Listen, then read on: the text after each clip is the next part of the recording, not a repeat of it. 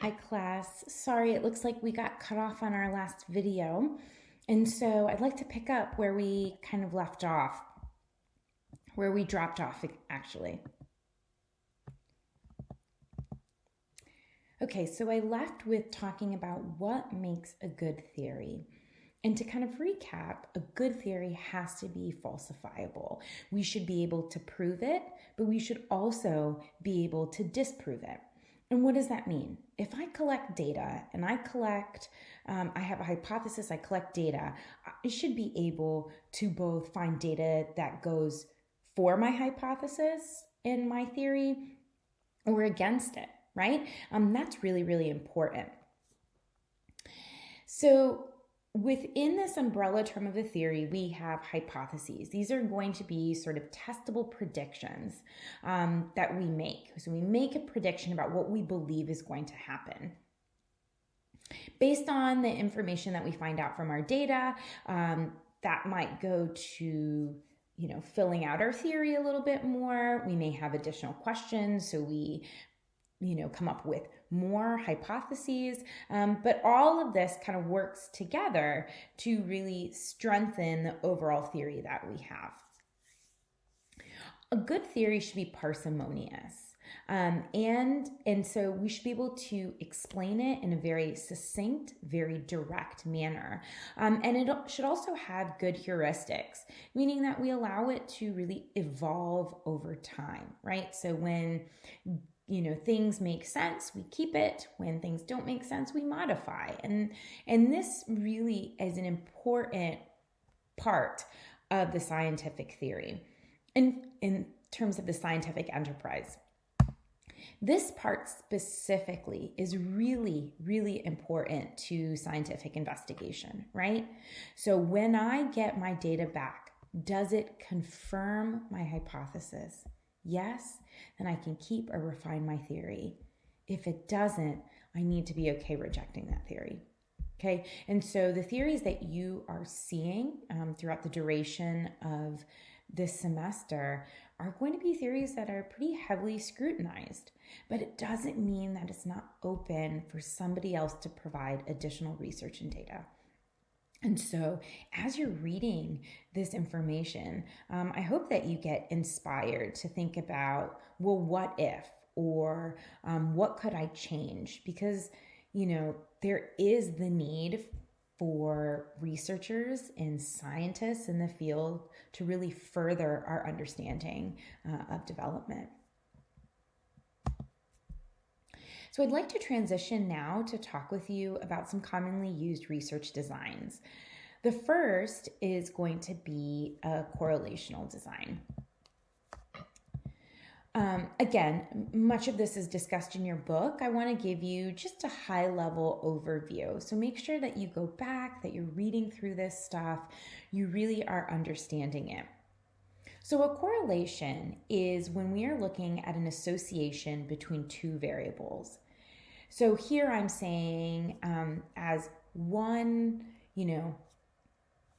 as let's think about something that might be a good example for all of you. Studying, right? So the more time I spend studying, the higher my grade. This is a correlation. There's a relationship between amount of time studying and what type of grade that you'll earn.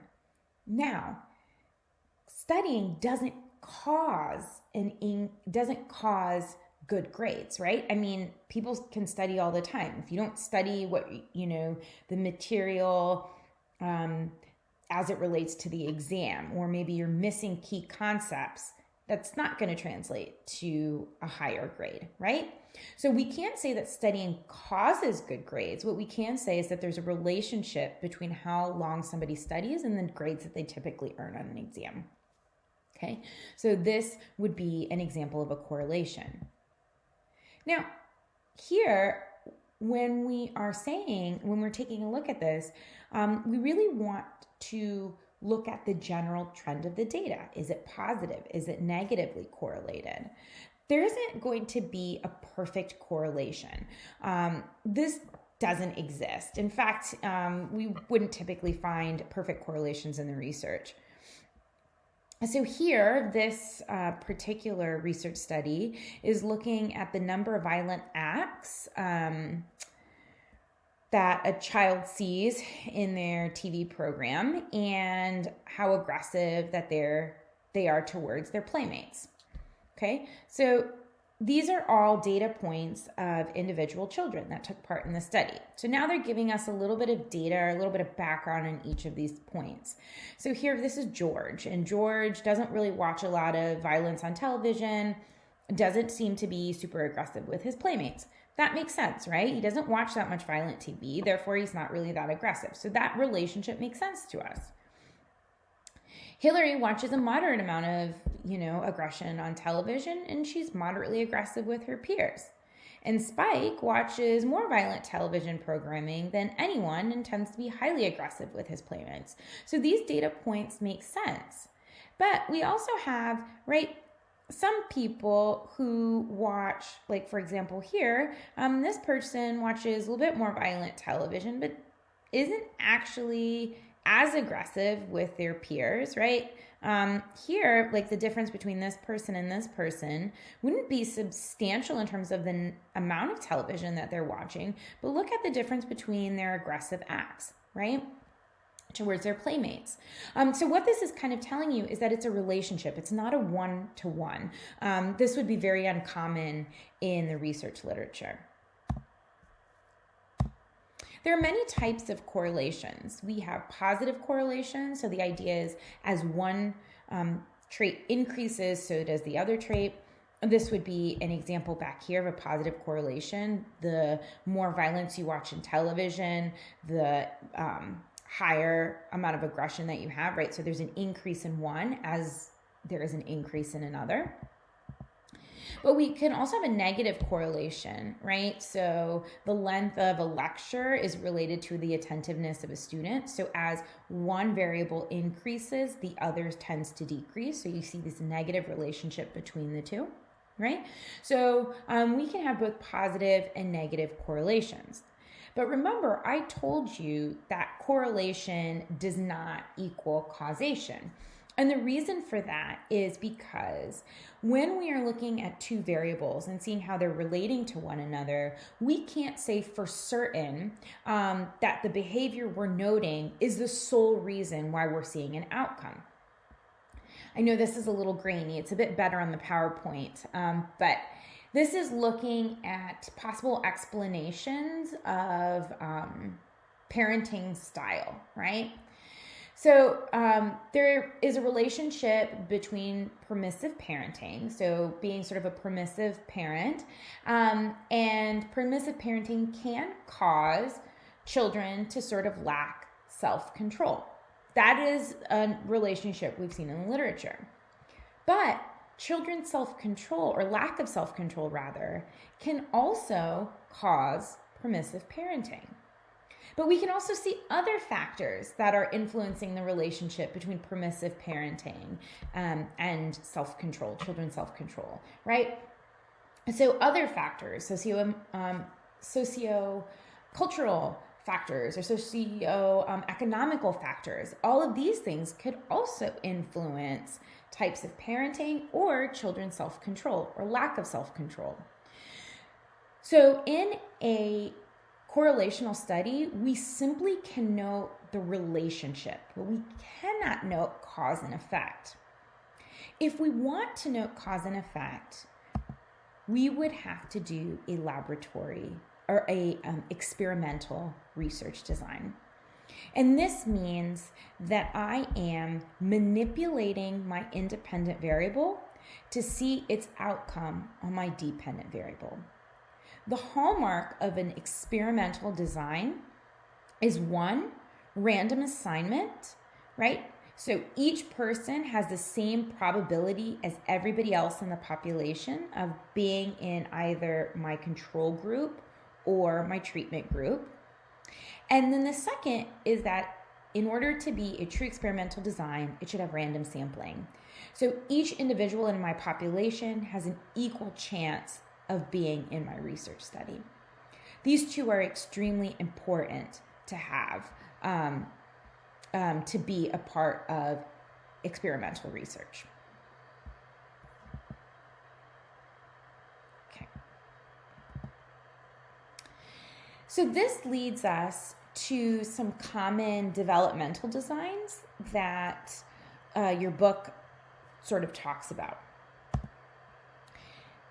So we can also construct specific designs in our research, and I kind of want to go over just a couple of these with you here. So the first would be a cross-sectional design. Here I'm going to observe children of different ages, and I'm going to kind of follow them. So here I want to take a look at developmental trends. So maybe I look at a 3-year-old and I see how 3-year-olds interact with their peers.